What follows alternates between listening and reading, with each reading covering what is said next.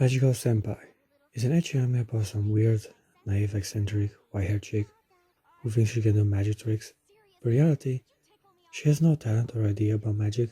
The strength of the show is her determination and inability to perform anything properly, which adds the comedy tag to this anime.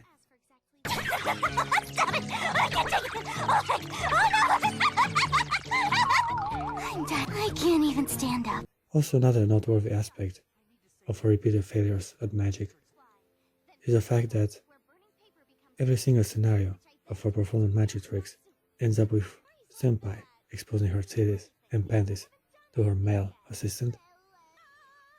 This series has a main duo at its core, the female clumsy Senpai and the stale and skeptic assistant. Don't worry about it. It happens sometimes, but I have just the medicine to make it better. Okay, maybe she's got mad cow disease or something. I just focus on something else. Now this dynamic should have gotten old pretty fast, and yet they remains entertaining despite the repeated and kinda cliché sketches that fight the same scene for most of the episodes. Now I should be all set. What's wrong? I don't have the heart to tell her. This is a rather short anime, by the way, only 10 minutes of screen time per episode, and also consider we have 2 or more distinct scenarios in each one of them. I say they did a decent job in making the main characters interesting and fun.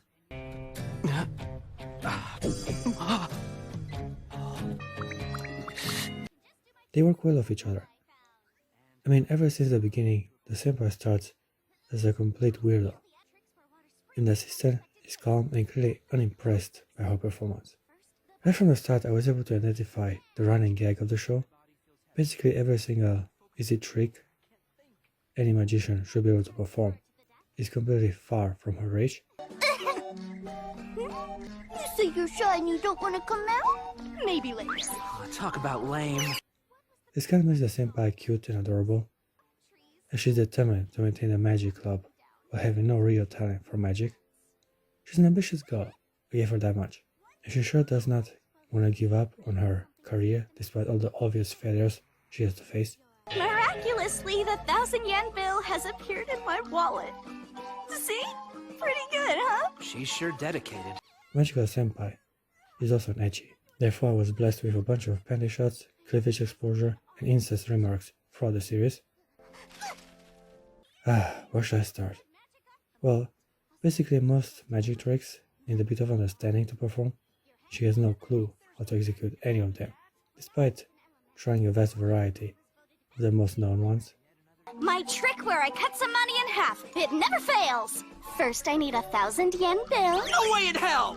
Her clumsiness makes her clothes rip apart, or she simply ends up in embarrassing, revealing positions, exposing her chunky, exposing her coochie, and other magical aspects of her body. Wow, even my blouse is soaked all the way through. I'm better now.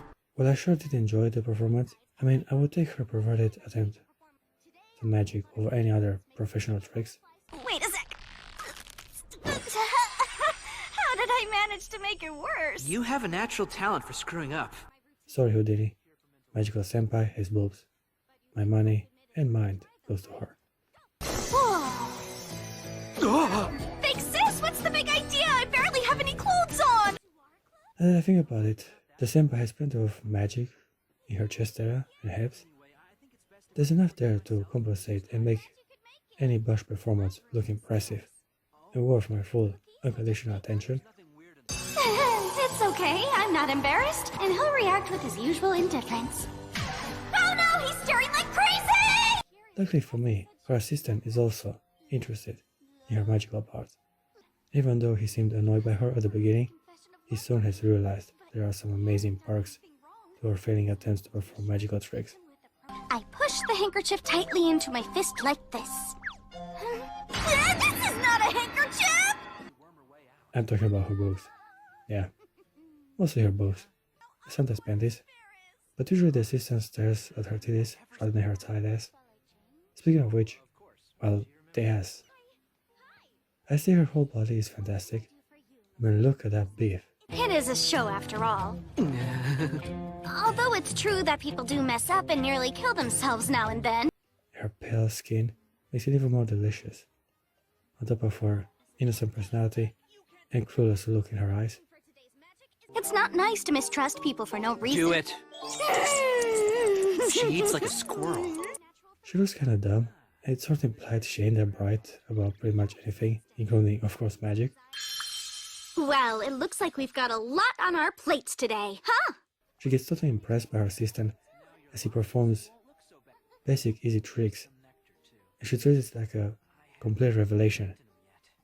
How did you do that trick, I'll assistant? show you later. Right now, just hurry up and get ready. Oh, right!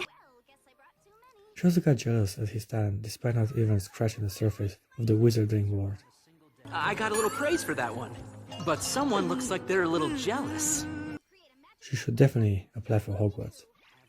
I'd say Hufflepuff would suit her well, given her talent in the arcane arts. But never about her inability to perform magic, or about her tight, succulent body. Let's talk about the story. Well, there ain't much of a narrative, to be fair.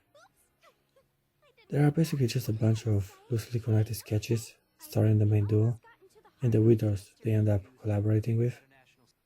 Having an episodic structure ain't that bad even for an anime. I mean, School Rumble was the same in this aspect, and the show is on my best anime list. So yeah, if the characters are fun and they interact thematically with each other, I'd say having a more chaotic structure is definitely not a liability to my enjoyment of the property. Machiko Senpai is quite a brilliant waifu, voluptuous, fun, and willingly exposing her skin. Yeah. I was about to talk about something else besides the fan service. Well, the assistant is as good of a main character as you can get. He's the average teenage boy harem king stereotype, but he actually has a pleasant personality, and is sarcastic towards her senpai. But I think I can just reach it. Yes. You really have to be more aware of yourself when you do these moves. I'll get it right next time. I'm not talking about the trick. He's a good kid, who simply wants to chill and make friends, regardless of how eccentric they are. Wait, could she just be playing dumb when she's actually a total... Let's talk about the friends for a moment. It's time to introduce my favorite waifu from the show, Madara-san. Not the Naruto warlord, but this cute, class rep, high stocking stereotype. She's a slender brunette with long stray hair and pale skin. My type of woman. Wait, I'm not ready yet! I was right. Magic Club is perverted. No, it's not! She's kind of a combination of the class rep and soror lady archetype. I like her stockings. They go up to her panties, just like the president from prison school.